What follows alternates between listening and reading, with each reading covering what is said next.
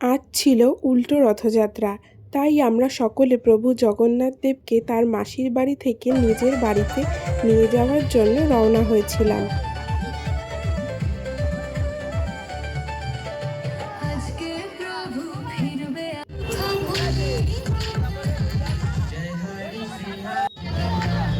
এখানে সকলেই প্রভু জগন্নাথ দেবের রথ টেনে তাকে তার নিজের বাড়ি নিয়ে যাচ্ছিলেন।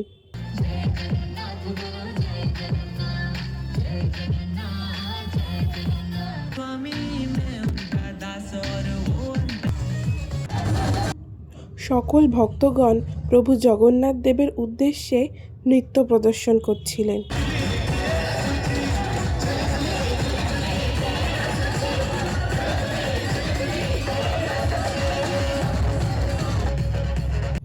এখানে আমরা প্রভু জগন্নাথ দেবের বাড়িতে প্রায় পৌঁছেই গেছি। এখান থেকে আমাদের জন্য কিছু প্রসাদের আয়োজন করা হয়েছিল।